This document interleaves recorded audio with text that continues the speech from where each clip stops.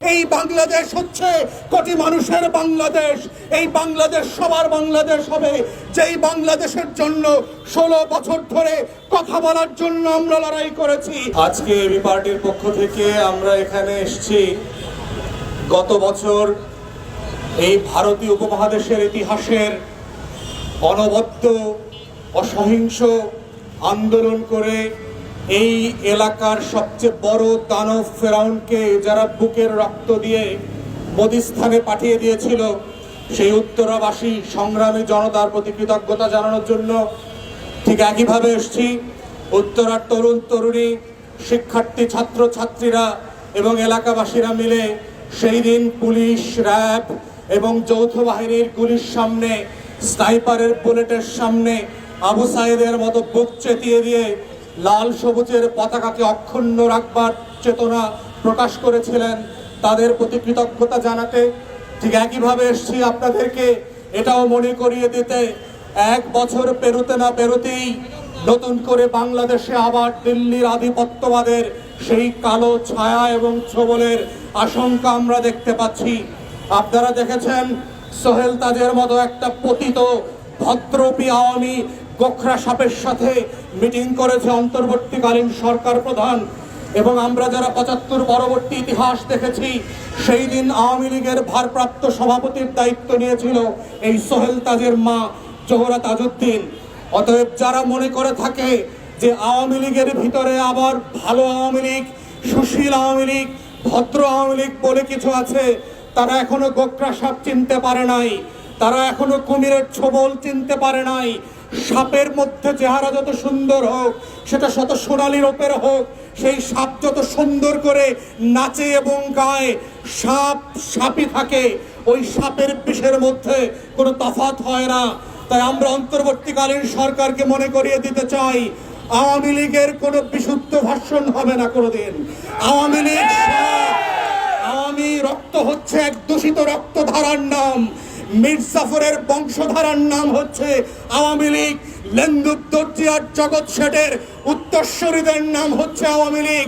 উমিচাঁদ আর রায়দুল্লভের মতো 1757 সালে যারা বাংলার স্বাধীনতা ব্রিটিশ বেনিয়াদের কাছে বেচে দিয়েছিল, যারা গত 16 বছর ধরে বাংলার স্বাধীনতা, বাংলার স্বার্থ, আমার আপনার টাকা পুঁজি বেনিয়াদের মতো করে দিল্লির কাছে, মোদির কাছে বেচে দিয়েছিল, সেই দূষিত রক্তধারার নাম হচ্ছে আওয়ামী লীগ।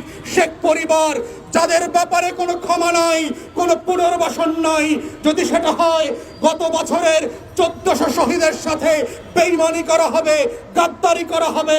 আবু সাইদ মুগ্ধের রক্তের কসম, বাংলাদেশে আওয়ামী লীগের পুনর্বাসনের কোনো রাজনীতি হবে না।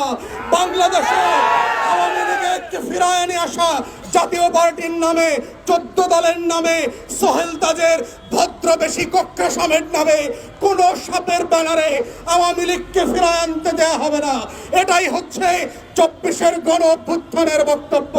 এটাই হচ্ছে 24-এ উত্তরাবাসীরা যেই প্রচন্ড রকম করে সাহস জুগিয়েছিল, রাস্তায় নেমে লড়াই করেছে, বন্দুকের নলের সামনে দাঁড়িয়ে বুক চেতিয়ে লাল সবুজের পতাকার পক্ষে দাঁড়িয়েছে, তাদের শপথ এবং তাদের প্রতিজ্ঞা।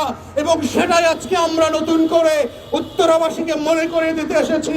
যেই চেতনা নিয়ে, যেই অঙ্গীকার নিয়ে আপনারা গত বছর রাস্তায় রাস্তায়, পাড়ায় পাড়ায়, মহল্লায় মহল্লায় দিল্লির আধিপত্যবাদকে লড়াই করেছিলেন, আওয়ামী আধিপত্যবাদের বিরুদ্ধে, ছাত্রলীগ যুবলীগের সন্ত্রাসীদের বিরুদ্ধে দাঁড়িয়েছিলেন, ঠিক একই অঙ্গীকার নিয়ে আবার বাংলাদেশ 2 পুনর্গঠনে আপনাদেরকে লড়াই করতে হবে, মাঠে নামতে হবে। 1400 শহীদের স্বপ্নের সেই বাংলাদেশ 2 দায় দরদের ভিত্তিতে বানাতে হবে। এই বাংলাদেশ হচ্ছে কোটি মানুষের বাংলাদেশ। এই বাংলাদেশ সবার বাংলাদেশ হবে, যেই বাংলাদেশের জন্য 16 বছর ধরে কথা বলার জন্য আমরা লড়াই করেছি। হাজার হাজার গুম হয়ে যাওয়া, খুন হয়ে যাওয়া আয়না ঘরের মানুষগুলোর জন্য আমরা লড়াই করেছি। যেই বাংলাদেশের $234 বিলিয়ন লুট হয়ে যাওয়া সম্পদ চুরির বিরুদ্ধে আমরা লড়াই করেছি। সেই লড়াইটাকে অব্যাহত রাখতে হবে, জারি রাখতে হবে।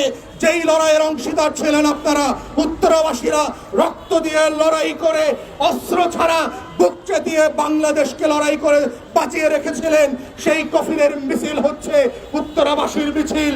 সেই মিছিল থেকে আপনারা যেভাবে বাংলাদেশের লড়াইয়ের প্রতিজ্ঞা অব্যাহত রেখেছিলেন, আমরা আজকে আবার ফিরে এসেছি এবি পার্টির পক্ষ থেকে আপনাদেরকে স্মরণ করিয়ে দেওয়ার জন্য যে সেই লড়াইটা এখনো শেষ হয় নাই। নতুন বাংলাদেশ দুই গড়বার যে লড়াই, সেটা অব্যাহত রাখতে হবে আগের মতো করেই, যার যার জায়গা থেকে, যতদিন না পর্যন্ত আবু সাইদ মুগ্ধের সেই দেয়ালে দেয়ালে আখরে আখরে রক্ত দিয়ে লেখা বাংলাদেশের স্বপ্নগুলো বাস্তবায়ন না হবে, ততদিন পর্যন্ত আমাদের সেই লড়াই চলছে এবং চলবে। উত্তরাবাসীদেরকে আবারও সেই আহ্বান জানিয়ে বাংলাদেশ গড়বার লড়াইয়ে সামিল হবার কথা বলে আমার বক্তব্য এখানেই শেষ করছি। সবাইকে অসংখ্য ধন্যবাদ।